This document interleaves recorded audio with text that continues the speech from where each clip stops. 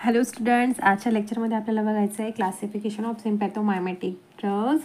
सिम्पॅथोमायमॅटिक ड्रग्सचे कुठले कुठले क्लास आहे हे आज आपल्याला बघायचे आहे.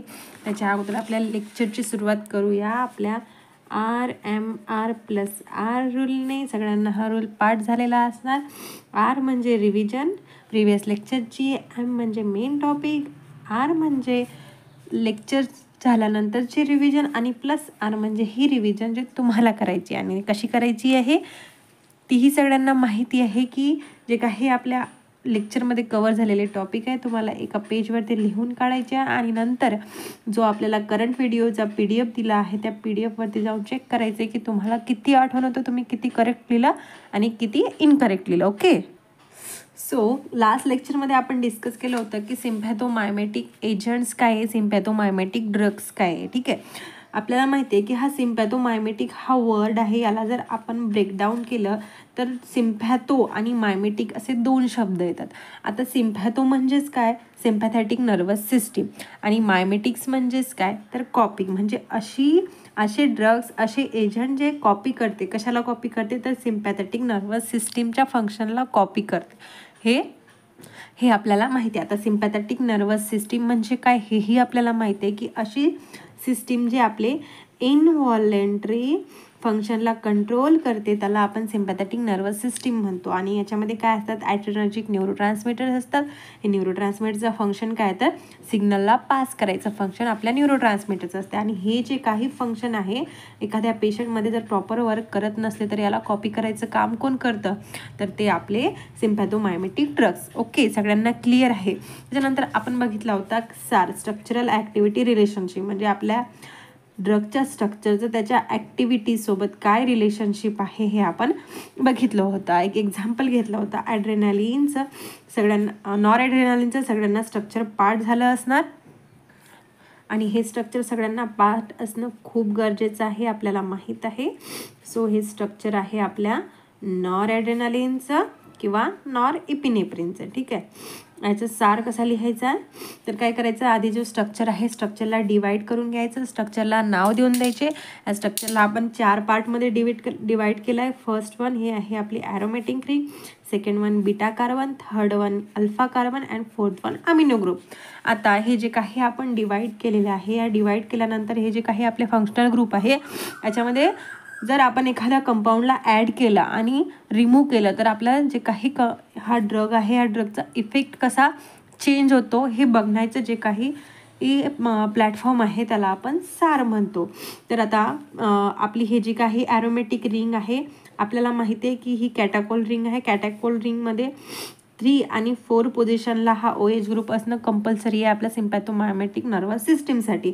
आता याच्यामधलं जर आपण एक OH रिमूव्ह केला तर काय होणार की याची अल्फा आणि बीटा ॲक्टिव्हिटी डिक्रीज होणार, बट याची CNS ॲक्टिव्हिटी इन्क्रीज होणार. आणि ॲट अ टाइम जर आपण दोन्ही OH रिमूव्ह केले तर काय होणार, याची अल्फा आणि बीटा ॲक्टिव्हिटी आणखीन कमी होणार, बट याची CNS सेंट्रल नर्वस सिस्टीमवरती जे काही ॲक्टिव्हिटी ते इन्क्रीज होणार. देन आपला हा जो आहे हा बीटा कार्बन आहे. बीटा कार्बनमध्ये आपण सबस्टिट्यूशन ऑलरेडी केलेलं आहे OH ग्रुपचं. हा सबस्टिट्यूशन केल्यानंतर काय होतं की आपला जो अल्फा आणि बीटा आहे ग्रुप आहे, रिसेप्टार्स आहे, ह्या रिसेप्टार्सची जी काही ॲक्टिव्हिटी आहे ती इन्क्रीज होते. बट हे जर आपण रिमूव्ह केला हा OH तर काय होतं, अल्फा आणि बीटा ॲक्टिव्हिटी डिक्रीज होते. ठीक आहे. आणि ऑब्व्हियसली काय तर याची CNS ॲक्टिव्हिटी इन्क्रीज होते. देन थर्ड वन आहे आपला अल्फा कार्बन.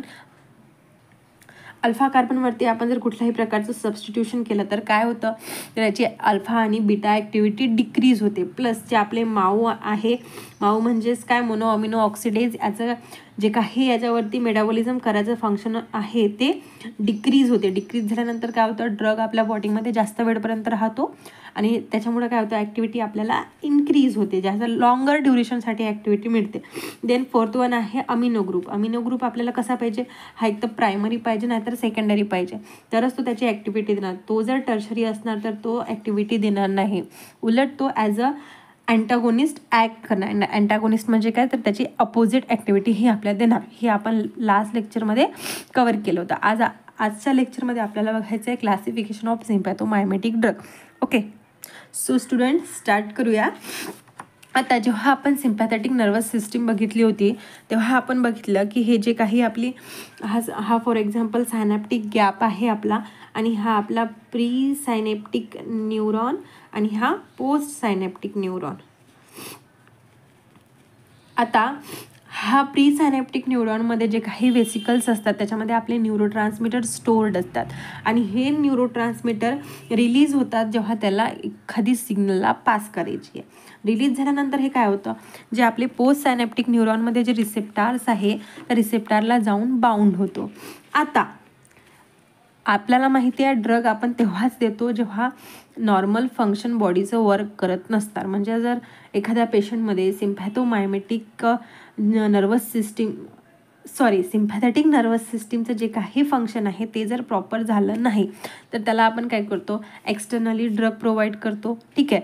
आता नॉर्मली काय आहे की न्यूरोट्रान्समीटरचं काम काय आहे की वेसिकल्समधनं निघणं आणि रिसेप्टरला जाऊन बाउंड होणं. रिसेप्टर्स कुठले कुठले माहिती आहे आपल्याला सगळ्यांना, अल्फा 1, अल्फा 2, बीटा 1, बीटा 2 आणि बीटा 3 असे टोटल 5 प्रकारचे आपले रिसेप्टार्स आहेत.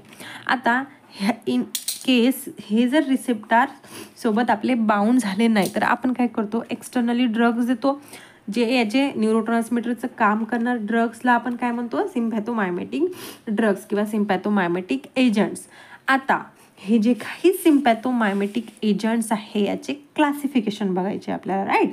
आता पहिला क्लास असा की जर हे सिम्पॅथोमायमेटिक ड्रग्स आपले डायरेक्ट येऊन आपल्या रिसेप्टरला जर बाउंड झाले, म्हणजे डायरेक्टली हे जर रिसेप्टरला बाउंड झाले आणि नंतर याची जे काही पर्टिक्युलर फार्माकोलॉजिकल ॲक्शन आहे ती जर शो केली तर त्याला आपण डायरेक्ट ॲक्टिंग सिम्पॅथोमायमेटिक ड्रग्स म्हणतो.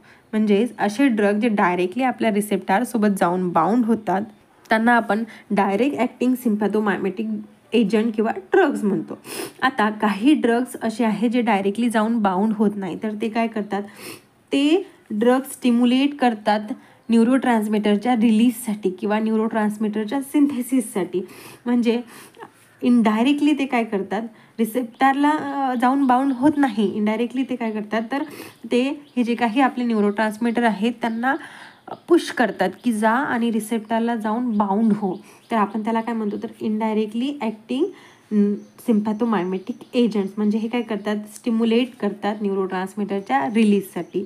सगळ्यांना 2 क्लास समजले आहे. डायरेक्ट ॲक्टिंग म्हणजे काय, डायरेक्ट ॲक्टिंगमध्ये हे आपला जो काही ड्रग आहे डायरेक्टली रिसेप्टरला जाऊन बाउंड होतो, आणि इनडायरेक्ट ॲक्टिंगमध्ये काय होतं की हा जो आपला ड्रग आहे रिसेप्टरला बाउंड न होता आपले जे न्यूरोट्रान्समीटर्स आहे त्यांच्या रिलीजला स्टिम्युलेट करतो.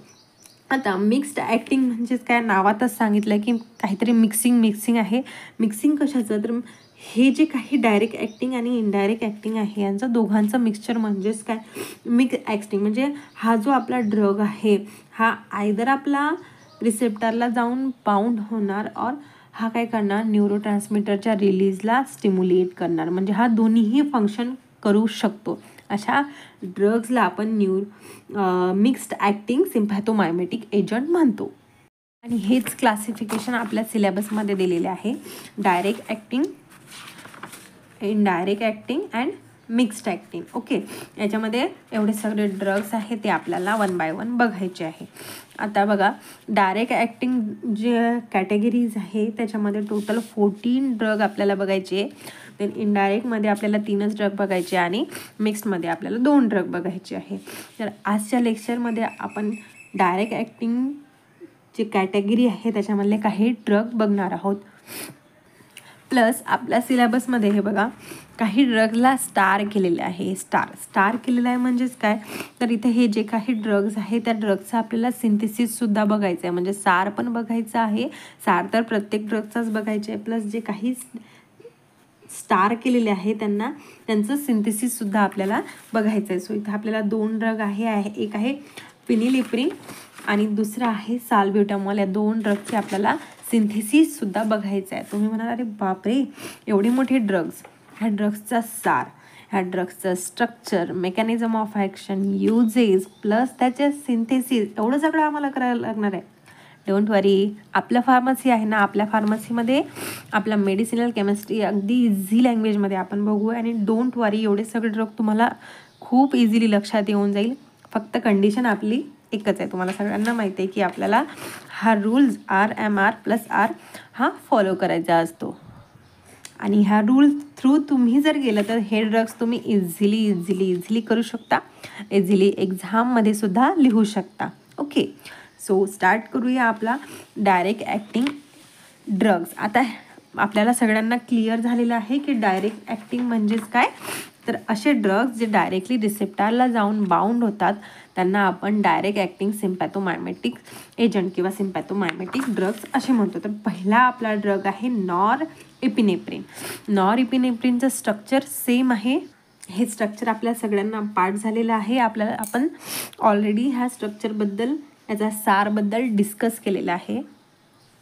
प्रिव्हियस लेक्चर्समध्येच आपण याचे स्ट्रक्चर ऑलरेडी पाठ केलेलं आहे. यात सिंथेसिस आणि कॅटाबॉलिझममध्ये सुद्धा हा एकच एक स्ट्रक्चर आपण खूपदा लिहिलं आहे. सो सगळ्यांना हा स्ट्रक्चर पाठ झाला आहे, याच्याबद्दल काहीही कुणाला डाऊट नाही आहे. नॉरएपिनेफ्रिनचं स्ट्रक्चर एक रिंग, त्यातला 2 OH, alternatively CH, OH, CH2 आणि NH2. आता आपल्याला ड्रगचं लिहायचं असतं mechanism of action. Mechanism of action म्हणजेच काय, तो ड्रग कुठे जाऊन बाउंड होतो, कसा काय ॲक्ट करतो, त्याचं ॲक्शन कशी आहे. तर हा जो आपला नॉरएपिनेफ्रिन आहे हा काय पोटंट आहे टुवर्ड्स अल्फा रिसेप्टर. ठीक आहे, ॲज कम्पेअर टू ॲड्रेनालिन हा लेस पोटंट आहे. But mechanism of action of norepinephrine हा काय करतो, अल्फा रिसेप्टरला जाऊन बाउंड होतो प्लस बीटा 1 रिसेप्टरला जाऊन बाउंड होतो. बट बीटा 2 रिसेप्टरला जाऊन बाउंड होत नाही. म्हणजेच हा कन्सिडर केला की हा अल्फा रिसेप्टर आहे आणि हा बीटा रिसेप्टर आहे. अल्फाचे दोन्ही अल्फा 1 अल्फा 2 दोन्ही याला जाऊन बाउंड होतो आणि बीटाचे जे काय फक्त बीटा 1 एकट्याला जाऊन बाउंड होतो. आता आपण रिसेप्टार्स बघितले. रिसेप्टार्स आपण बघितले आहे की अल्फा 1 कुठे प्रेझेंट असतो, याचं नेचर कसं, अल्फा 2 कुठे प्रेझेंट असतो, देन बीटा 1चं नेचर काय, बीटा 2चं नेचर काय, हे सगळ्यांना माहिती आहे. आणि असं होऊ देऊ नका की तुम्हाला आता पुढं पाठ आणि मागं सपाट, पुढचे सगळे ड्रग्ज माहिती आहे बट मागं काय झालं आहे ते माहिती नाही. असं जर केलं तर मेडिसिनल केमिस्ट्री ही कधीच तुम्हाला इझी वाटणार नाही. आत्ताचंही तुम्हाला आलं पाहिजे आणि जे काही अगोदर झालं आहे तेही आलं पाहिजे, तरच तुम्हाला मेडिसिनल केमिस्ट्री ही इझी होणार. म्हणून वारंवार सांगते की रिवाईज करत जरा. रिवाईज केल्यानं तुम्ही प्रिव्हियस लेक्चर कधीच विसरणार नाही. ठीक आहे, आता मी का म्हणते हे रिसेप्टार्स माहिती आहे का, कारण आपल्याला युजेस लिहायचे असतात. युजेस हे डिपेंड असतं की आपला ड्रग कुठल्या रिसेप्टरला जाऊन बाउंड होतं. आता ह्या ड्रगचे युजेस आहे की हा स्ट्रॉंग वॉसो कॉन्स्ट्रिक्टर आहे, याची प्रॉपर्टीज वॉसो कॉन्स्ट्रिक्टर म्हणून आहे. आणि जेव्हा रिसेप्टार बघितलं तेव्हा आपण बघितलं होतं की अल्फा 1 रिसेप्टार काय करतो, तर हा वॉसो कॉन्स्ट्रिक्शन करतो. ठीक आहे, म्हणून तुम्हाला मागच्या सगळ्या गोष्टी माहिती असणं आवश्यक आहे, तुम्हाला जास्त आठवण्याची गरज पडणार नाही. देन सेकंड यूज आहे it reduce the absorption and to localize the effect of local anaesthetic. जेव्हा आपण लोकल ॲनास्थेटिक देतो तेव्हा त्याच्यासोबत हा ड्रग देतो का, तर त्याचं जे काही ॲब्झॉर्प्शन आहे ते डिक्रीज होण्यासाठी. Then also use for the treatment of hypotension. Hypotension माहिती आहे आपल्याला सगळ्यांना की काय होतं, ब्लड प्रेशर हे डिक्रीज होतं. आपल्याला ब्लड प्रेशर नॉर्मली 120/80 mmHg पाहिजे असते. आता याच्यापेक्षा जर आपलं ब्लड प्रेशर कमी झालं तर हायपोटेन्शन कंडिशन असते. आणि जी ॲबनॉर्मल कंडिशन आहे आपली सिम्पॅथोमायमेटिक सिस्टीम ही काय आहे, ॲबनॉर्मल कंडिशनमध्ये वर्क करणारी आहे. तर अशा वेळेस आपण हा ड्रग देतो कशासाठी, तर हायपोटेन्शनला कवर करण्यासाठी. बस तुम्हाला ड्रग म्हटलं की ड्रगच्याबद्दल एवढंच माहिती असणं गरजेचं आहे. एक ड्रगचं नाव, त्याचं structure, mechanism of action and uses, सार सगळ्यांना माहितीच आहे. याला तोडून फोडून करायचा असतो. एवढंच जरी माहिती असलं तर तुम्ही एक्झाममध्ये इझिली लिहू शकता. ठीक आहे. देन सेकंड ड्रग आहे आपला इफिनेफ्रिन. इफिनेफ्रिनचं पण स्ट्रक्चर सगळ्यांना माहिती आहे की नॉरएपिनेफ्रिन सारखाच आहे, फक्त काय तर इथे एक CH3 जाऊन अटॅच झालेला असतो. सो एकच स्ट्रक्चर आपल्याला आठवण ठेवायचं आहे, त्याच्यावरून आपण भरपूर स्ट्रक्चर इझिली आठवण ठेवू शकतो.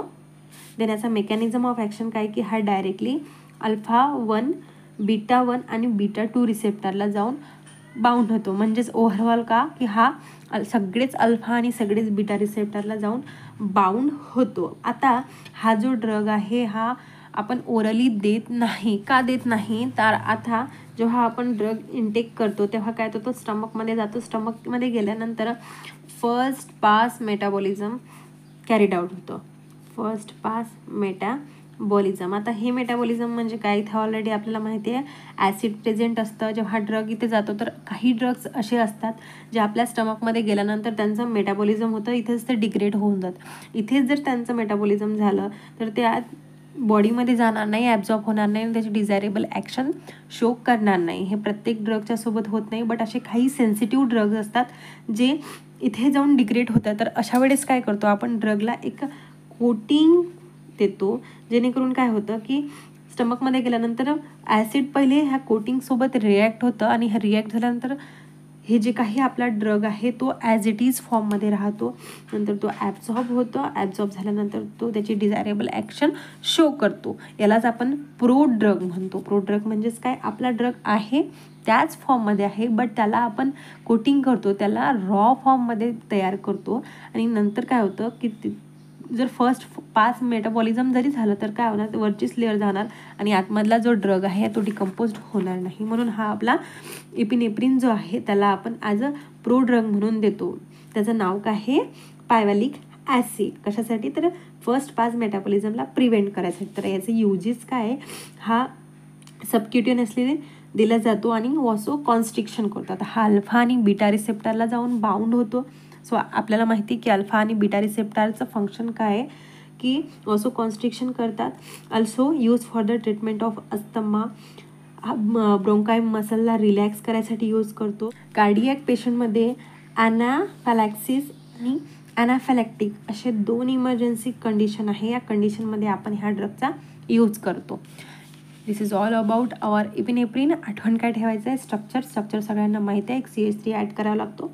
मेकॅनिझम ऑफ ॲक्शन माहीत असलं की युजेस आपोआप आपल्याला माहिती होतात का, तर आपण रिसेप्टरला डिटेलमध्ये स्टडी केलं. देन थर्ड ड्रग आहे आपला फिनिलेफ्रिन. हा एक जो ड्रग आहे तो आपला स्टारवाला ड्रग आहे. म्हणजेच काय, तर ह्या ड्रगचा आपल्याला सिंथेसिससुद्धा बघायचं आहे. आधी स्ट्रक्चर बघून घेऊया. सेम स्ट्रक्चर आहे इफिनेफ्रिन सारखं, फक्त चेंज काय आहे तर एक OH ग्रुप नाही आहे 4th पोझिशनला आणि एक बघा एक फक्त कंपाऊंड डिलीट झाला आहे. तर काय झालं, एकदम त्याची ॲक्टिव्हिटी चेंज झाली, ड्रगचं नाव चेंज झालं. इतकी सेन्सिटिव्ह गोष्ट आहे आपली मेडिसिनल केमिस्ट्री. ठीक आहे. सो ह्या ड्रगचं नाव काय झालं तर फिनिलेफ्रिनचं मेकॅनिझम ऑफ ॲक्शन काय आहे तर हा काय होतो, अल्फा 1 रिसेप्टरला जाऊन बाउंड होतो आणि याची बीटा 1 रिसेप्टरसोबत कुठल्याही प्रकारची अफिनिटी नाही आहे. बघा स्ट्रक्चर सेम आहे, फक्त काय एक OH गेला आहे आणि एक OH गेल्यामुळं काय होतं की याची बीटा रिसेप्टरसोबत जी काही अफिनिटी होती ती डिक्रीज झाली आहे. हा काय इफिनेफ्रिन काय करत होता, अल्फा आणि बीटा सगळ्यांना बाउंड होत होता, बट हा काय आहे फिनिलेफ्रिन फक्त आणि फक्त अल्फा 1ला जाऊन बाउंड होतं. याची आता अल्फा 1ला जाऊन बाउंड होतो. अल्फा 1चे आपल्याला युजेस माहिती आहे. कसे काय युजेस माहिती आहे का, तर आपण रिसेप्टर डिटेलमध्ये बघितलं आहे.